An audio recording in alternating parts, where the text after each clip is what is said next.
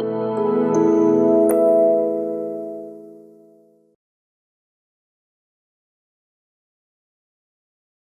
I wanted to speak today.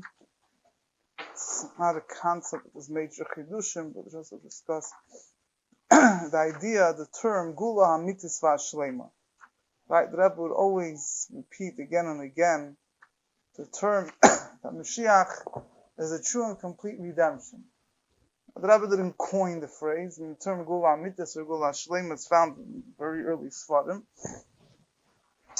But what does it mean, the idea that the Gula is a true and complete Gula? Huh? Yeah, saying. So, simply, the Gula the Rebbe says, the Rebbe would have Maram Famous, that the Rebbe would add to the Rebbe's letters and stuff. And on the term Gula Amitis Vashlema, the Rebbe would always quote the Mechilta and Oz Yashir, which is quoted in Tesis and then the Psachim, the name of that we say in the Haggadah, that we will say when Moshiach will come, Shir Chadash, a new song. Shir Chadash is a term, Lashon Zachar, it's a masculine term.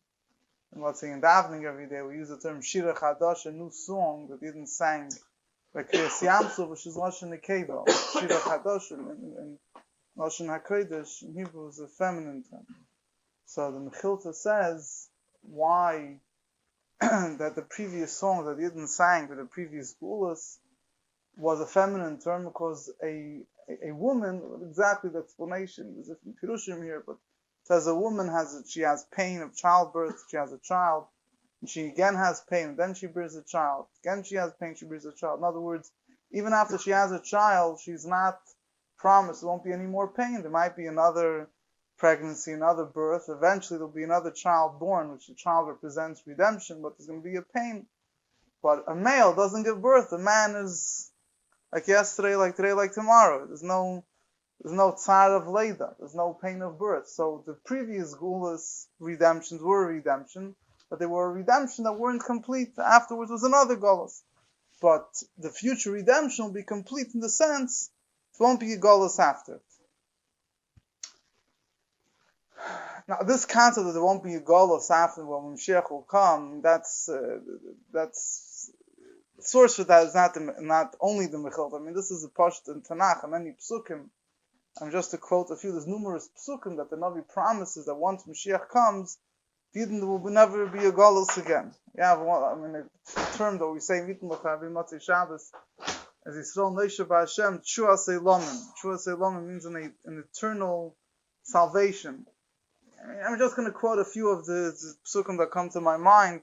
Now, I think it's a pasuk in Amos that he writes that when the Eibusha will return, there won't be any more, taken away from their land. You have the psukim, I think in Yirmiyah, Yecheskel, wherever it is, the Eibusha says they'll make a new covenant with the Jewish people that will never be abolished, they'll never be destroyed. The other verses that say that they won't be heard anymore in Eretz Yisrael, any sound of cry or whatever of tzaddus. There are many verses that are saying that Moshiach will come will be complete eternal redemption.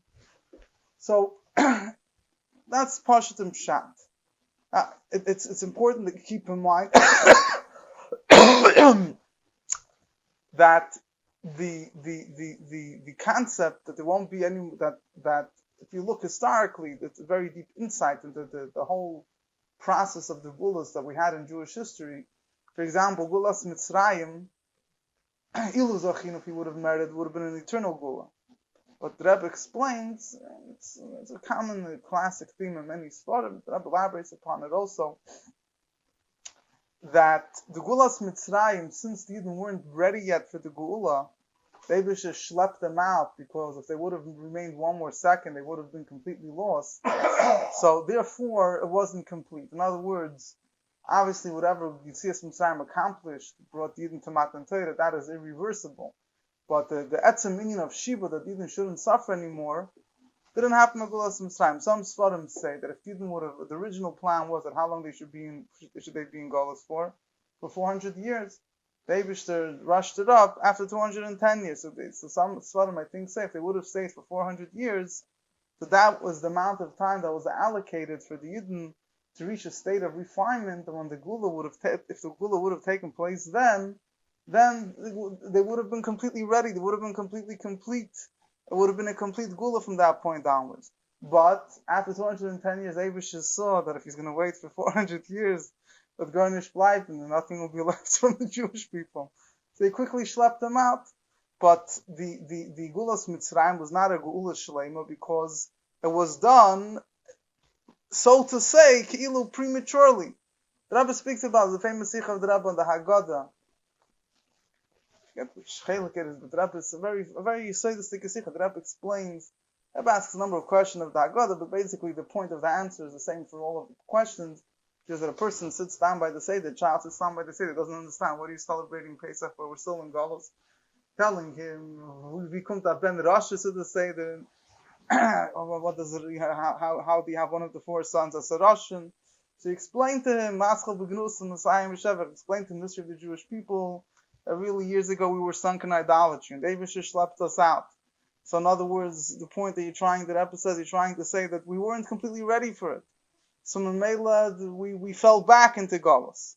But Elamai, Yitzias Mitzrayim still was the thing that opened up the path of the future goal. Whatever it is.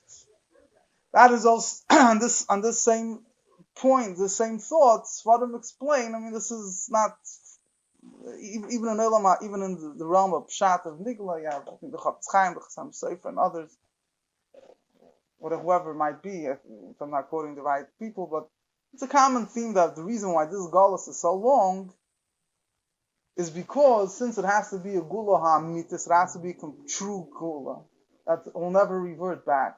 So we have to wait. I mean, and this ties in very straight, directly with what Chassidus and Kabbalah explains. We have to wait for every single mitzvah, for every single spark to be redeemed. Otherwise, how's it going to be a true Gula? You need that the whole world should be completely ready. So this is the Pasha when the Rebbe would say the word, the true complete redemption, he would bring down this concept that there won't be Galus after. Now, there's another two fundamental sikhs that the Rebbe speaks about the term Gula, Midas HaShlem, and the term Gula. One sikh I discussed a few times with Shabbos Pashas Kukas Tavshin Amches, and then it's Achem Exploration Tavshin on Aleph. And each one gives another deeper insight into the concept of the true and complete redemption. One of the nekudas that comes out from the Rebbe Sichos is that true and complete redemption doesn't only mean that the Gula, the redemption, will be true and complete, means it will be everlasting, but it means that every single detail in the world, every single Jew, will be redeemed. Because the term true and complete doesn't only mean that it's complete, will never revert back, but the true term, according to Torah, true and complete means that it's completely true and complete, that it encompasses every single aspect of creation, every single Jew. If there's one Jew that the one part of the world that still remains in Galus, it can't be true. Emes means that it permeates the whole of existence. If emes is only, something is true only 99%, it's not true, and then the 1%, even in 0.1 whatever percent, and you can't call it true. If there's anything missing, also you can't call it complete. So the term Gula HaMitas Vashlem, a true complete redemption, means that every single Yid, furthermore, every single thing in the world will be completely redeemed. Now, as I mentioned last week, this is really to some degree a chiddush of the Rebbe, or I would say the chiddush here is not in the idea, but the chiddush is the way the Rebbe accepted it as a straightforward, approach. This is the Rebbe, very much, you learn the Rebbe Sichos, you see it right away. And the Rebbe, many times, if you look in the Sichos, what's interesting here, there's really one fundamental Sikh that the Rebbe would always refer back to, was in the first Sikh in Chelik Yud Aleph, in Pasha Shmois. Before I got to that, the Rebbe would many times say that no Jew, we all know the song, no Jew will be left behind. The Rebbe would many times compare it to the Gulas Mitzrayim. Nidin left Mitzrayim, no Jew was left behind, right? Even the Jews that when the Rebbe spoke, the famous Sikh the Rebbe was describing, how the Rashi says he had some Jews who were in the house of a Mitzri, they were so assimilated. by Makas B'chayres, they weren't even when the Abisha struck the firstborn, they weren't even right together with the Jews. Even those people went out, and every single Jew left, like Moshe Rabbeinu said, "B'nareinu b'zkereinu," right? Any other gula, any other redemption, we don't have to go so far. The next Golus and Geula was Bavel, was when Eden were exiled after the destruction of the first Beis Hamikdash. The majority of Jews didn't come back to Eretz Yisrael necessarily. I don't know. The numbers are brought down in Tanakh and the Gemara Midrashim, but a lot of Jews remained in Bavel. It wasn't a complete Geula. Even Bavel were better than Eden. It happens to be. It's brought down. Stam it's brought down worms, right? The city worms in Germany. So Rahman al-Islam, the Crusaders, wiped them out. And we say it in the Kinnis on Tisha B'Av, say it's brought down. I forget what, I don't know the source of that. Because why were they punished? They were one of the it says because in the times of Ezra, they even from the first, after the Churban Assembly, they already reached over to establish their own community. And Ezra, whoever was sent, they didn't come back to Yerushalayim. So they already were happy where they were. They said, you'll stay in the big Yerushalayim, and we'll stay in the small Yerushalayim. Something like this. In other words, no, they were in Worms in Germany. Whoever it was, so they say that's why many years stamps. So in other words, whatever. In other words, you had many Yidden that were Yireim and Shleim. I mean, but that's what it says. I think Gemara says that if they would have gone up to Chayma, if they would have all gone up together, it could have been a complete redemption, maybe even. But many Yidden. But anyway, the point is not negating here the whole history of Gula's Bavel. The point is just that any other Gula besides Gulas Mitzrayim didn't include every Yid. I mean, this next Gula, the next main Gula is Gula's Bavel. Right away, that didn't include every. So any Gula later, the Gula put it or whatever, affected a certain group of Jews, but not every single Jew. Whatever it is, it's a separate discussion. Good, but how many Yidden? Purim Taka affected every Yid in the extent that Haman decreed that. So Zayn Lahash V'Lader V'Labed Chanam. Erstens the Gula is nicht gewähnt. Akati Avlach jede Shana. Was the Gula? I don't know, but the Pearl Mamish, the meaning of a Gula, but they didn't regain any independence. It was just a Gula or redemption. They weren't killed. But either way, it's not the time to each one can answer to obviously could be a separate discussion on its own. But the point here is that the Rebbe would say many times, the same way by Mitzrayim, that one Jew remained behind, so to by in the future redemption. But there's one very fundamental point here, which many sikhs the Rebbe doesn't focus on. There is one sikh more that the Rebbe goes deeper. Even though every single Jew left Egypt, but that was every single Jew that remained alive who left Egypt. There were many Jews that passed away during the 3 days, right? Most of the Jews, according to many Midrashim. Yeah, 1 out of 5 left Mitzrayim. What happened with the rest? They passed away. Yeah. So they weren't. In other words, every single Jew that remained alive. The Rebbe has a whole sikh. I don't want to get into it. He explains the difference between the Golus of Mitzrayim. The one dealing with the gather of a son, the one is a slave.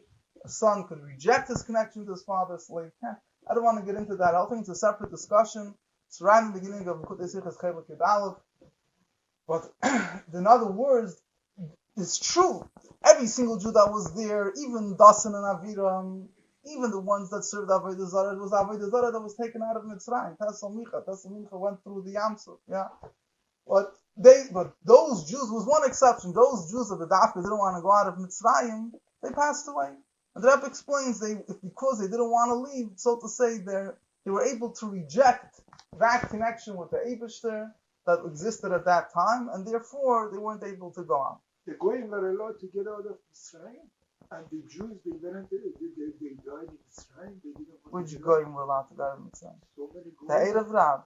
Yeah, Moshe Rabbeinu brought a lot of Goyim. So Bilam's sons, they had all the problems. They wanted to go, but those Jews that didn't want to go, in other words, if they would have, they should die.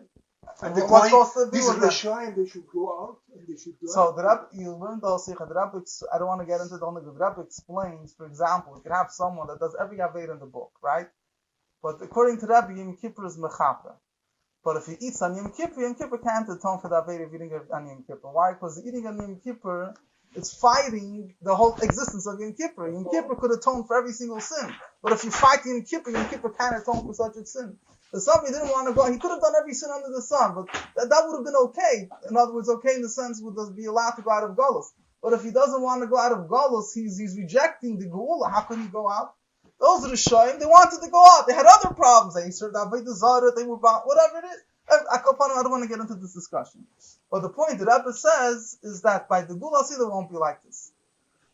So, in other words, the idea of the Geula Hamitas Hashlem, the true and complete redemption, is every single Yid will go out of Galus. I'll go a step further. It's just important to keep this in mind. When we're in Galus, it's not just us, we're in Galus. The Eibusher is in Galus. The Rebbe said, even the Yidden that exist, the Rebbe once said that even the Yidden that lived in the time of the Beis HaMikdash, when Galus started, so it was Poyel, a Choshech, a Galus in all the world. Even those Jews that experienced Yitzias Mitzrayim, they're also in Galus now. Galus doesn't only affect those Jews that were alive during the destruction, the first or second Beis HaMikdash, in the generations from there on. It's a retroactive process to a certain degree. So the Geula Amitis Vashlema means that every single Yid, every single aspect of the world is in Galus, will be redeemed. But getting back to the point I wanted to say, so many sikhs that Rebbe says, say me, but see some time every Jew left. So to us, love Jew go, but there's really a bunch of deeper kvetch here. By see some time, some Yid didn't want to leave, and they thought they didn't leave, but by the Geula Sida they will leave. Now, the truth is, I mentioned, I didn't want to get into last week. You look in the Zohar, the beginning of Parsha Shmos, of Zion on the Beis. It says over there, the Zohar says that when Moshiach will come, there'll be those Jews that will fight Moshiach. and the Zohar, if you hear the certain people that, the whole shita of getting people to do the right thing is through shita, of scaring the wits out of them. So this is one of the favorite pieces they like to quote in all these doomsday prophecies. So the Zohar says there'll be Tesla of Yimei Afela, 15 days of darkness, and it means a pasuk, and all those that are fighting Mashiach, all those Jews, won't make it to the Geula. Yeah, whatever it is. So Mamela, so you do have such sources. Now I mentioned last week the Rebbe's approach was one thing. The Rebbe's approach was that after one simple word, you don't have to dig very deep, but after all the tzaddis even went through, so we're all, even a hero should, we're all ready. It's actually a word. Is a sefer Kisvira. What was his name? Chaim Buchovsky. Kisvira Rabbi Buchovsky, the one that printed the Kisvei Harachov Buchovsky. Chaim Avram, whatever the Rashi Teva says. He printed a few number of. He printed Svarim from whatever. I don't want to get into a whole separate thing. Rabbi Buchovsky was a chassid, not from the Rebbe Rashab. He was a chassid from the Liadir, one of the cousins of the Rebbe Rashab. But whatever. So he printed. There's a sefer printed by Kahasa. I assume the Rebbe created. And he has very interesting things over there. Different Muslim with mice. It's very interesting sefer. So he writes there that he heard from the Chafetz Chaim directly. I think it was Nisan Tafrei Shayin Tess around that time. Chafetz Chaim, always spoke about Moshiach. Just for the record, it's brought down. And the Chafetz Chaim said that every single Jew will be Zeichet to the Geula, and he says why. He brings a pasuk. The pasuk says that Eden will be Kasher Yizre Ish, whatever, like a person that takes, how they used to throw the wheat into the wind to separate the chaff from the kernel. That Eden will be like spread out, but Vayipol Tzroras, and that one pebble fall to the ground. Like, in other words, every single Jew eventually will come back. Chafetz Chaim said, since every Jew suffered Chavli Mashiach, so Mamela, even whoever he is, will be Zeichet to the Geula. Isn't that interesting? Chaim said. But anyway, the point is, like I mentioned last week, depends a lot how you understand the Musig of Mashiach B'chla, but at any rate, one of the Rebbe's main proofs is a pasuk by Yidach Mimenu Nidach. No one will be pushed away. Now, the only thing is, you could say that some people, maybe they won't be Zeicha right away. Like even Yeravim ben Nevat, even those people that the Gemara says that they don't have a portion in the world to come, in the world of resurrection, even them, the Rebbe says, any neshama, it's not shy for any part of the Eibush, any Chalak Alakami Mal, to be completely pushed away. So even them, the Rebbe says, eventually will have a tikkun. Now, could be, again, I'm saying, even if somebody wants to actions the chaim, the dafka, for whatever reason, he likes to look at doomsday prophecies and thus, we'll figure it out when Moshiach will come. Gemara says that the three melachim that come down the Kelik of my brother, they should want to explain them. Explain them though. There's a heading there with what explain them. To be amongst them. Until, because there's more things happen. Until the Abish himself said, I'm the one who decides, not him. So anyway, so even those people, the Rebbe wrote a whole famous letter explaining different explanations how and why they'll be Zeichel Elam Haba. They're going to stand up in a different body, or whatever it might be. But in other words, the Rebbe's Nekuda is whatever. Again, what the Zohar says, again, it's one that not every doomsday prophecy has to happen. I mean, I don't want to get into that. The same way the Kitzim in the Zohar said Moshiach will come, for example, in the year Tach. Didn't happen, the Gashmis. Not everything the Zohar has to, whatever. But I don't want to get into that discussion. But Lu Yitzur, the guy actions a chaim, he loves doomsday approach. But even that, it doesn't mean that forever those people, even they'll eventually have a tikkun. It'll take a day or two, whatever it is. Even though they said that they want What's interesting is Bnei Yisachar, he fought the Maskilim tooth and nail. He was kotzich a lot. He said they're going to be those Jews. The Bnei Yisachar was a dinner. He was time to time a tzaddik. He says a nephew, a Plimeni. When his mother asked the name of Elimelech what name to give, so he said, name him after me. So they named him, they didn't want he was still alive, so named him Tzvi Elimelech. I think he said, Ahersh is Nishkei Melech. He says, he would have named him Elimelech, he would have been much... He was big enough the way he was, but he said if he would have named him just Elimelech, he wouldn't have added the Tzvi, he would have been even great. So he fought him, whatever we have in his forum, so he writes the very strong words about them. What's interesting is that I found that he writes in another sefer of his that those Jews that passed away during the Shloisha Semei Afelim Mitzrayim, when Moshiach will come, they'll all forget it to come. He was screaming how all these people are going to die in the 15 days of darkness, but what he writes in the Gaya, those even done in Mitzrayim, so even those Jews that didn't make it out of Mitzrayim will make it out when Moshiach will come. Huh? Yeah, fine, but I'm saying this. No. Huh?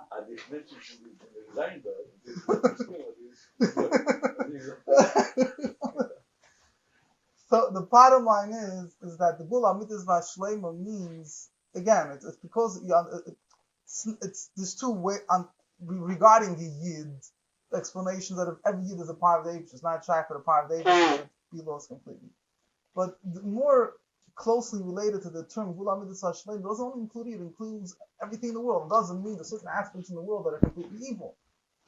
Obviously, they will be destroyed, but it means that anything in the world that has a nitzvah kedusha, something, anything in the world that has a purpose, that they will all be if any detail in the world is not completely redeemed, can't call it a true and complete redemption. That's another nakud in the Gula Mitzvah Shlema, that nothing, every single item in the world will be redeemed. And furthermore, when you could go, I don't want to get into those. I discussed this in the past. The Gula Mitzvah Shlema means that it's the etzem of the Yid will be, if there's any part of Yid's neshama that's not revealed, it's also a golus, right? Yid is serving the Eibush at only the level of Chveis, Nefesh, Ruach, and Neshama. His Chai Yechid is not revealed. He's also in golus, right? Because there's a part of him that's not revealed. And the true Gula means that level of his etzem and neshama permeates every single aspect of his avodah. That's pshat shleim, it's complete and true. If there's a part of his avodah that's not permeated with his etzem and neshama, then it's not a true Gula, because there's a part of his avodah that's still in Galus. It's still not permeated with the ultimate connection with Eibishter. Similarly, in the world, there's a part of the world, the revelation of the Eibusher himself, which is Mamitis Emotzin, which is on which all creations came, is not completely revealed. It's also not a true and complete redemption. The third aspect they wanted to speak about, Akaponim Bekitzer, is this is Sikha Vachar Meishloshim Tav Shalom. The Rebbe expressed himself. The Rebbe spoke and the people are afraid of Golus, so what's going to happen with all the things they accomplished in Golus. And the Rebbe says, understanding of Geula is not that you take away Golus. Understanding of Geula is that you transform Golus. That every single detail in Golus you reveal its true meaning. So the Rebbe said, the Rebbe in the continuation, a little bit later on, says, when Moshiach will come, so even those things that are lost, that seem that they were lost in Golus, or that they were taka lost in Golus, even they will be redeemed. The certain thing, worship the pastors, for almost 2,000 years, there were no Kabbanas brought, there was no way done in the base Amidah, so these things seem like they were gone. But they're lost. So there's certain things in Golus that, because of Golus, certain things we have to say were lost. So when Mashiach will come, that's why it's mashrim that Sicha, every single thing that happened in Golus that seemed that it affected the shleimus of Yid Zavaida will also have a Gula. How exactly it's going to happen, I have no idea, but Moshe the Rebbe explains that the Beis HaMikdash, third Beis HaMikdash is Nitzchi, that it's Poil even the Mafreya, that it's the Yonim of the Gula will transform. I mean, this is the classic idea. The Rebbe said the Goyim and Gula have the same letters. The Aleph transforms the Goyim and Gula. Every single thing in Gula is not that the Gula is only a rectification, but Gula transforms. Even those things that seem to us that we weren't able, because of Galus, our avodah wasn't complete, that this thing happened that's irreversible, whatever it is, even those things will also be redeemed. Now, again, just to finish off, it could be that Gula Mitzvah Shleim the stages. In other words, even the Rebbe, there's a other Rebbe, you have to find it. The Rebbe said that it's two tkupas of Yemesa Mashiach, like it's not the complete could mean two things. Either you're not lacking anything that you need, or furthermore, you have more than you need, right? There's just a lack of a lack, or that you have things abundantly. You have emes lamita. You have Rebbe connects to different dagas. In other words, in shleimus, in emes, is also different dagas. So the first level of gula is also a gula mitzvah shleimus. But obviously, if you think about it, when the ultimate gula will be in the second kufa. It says in the era of Tchias HaMeisim, when all evil will be eradicated from the world, that will be the true complete redemption on a much more true and complete sense. Dikir is, we'll take it from Yad Mamish.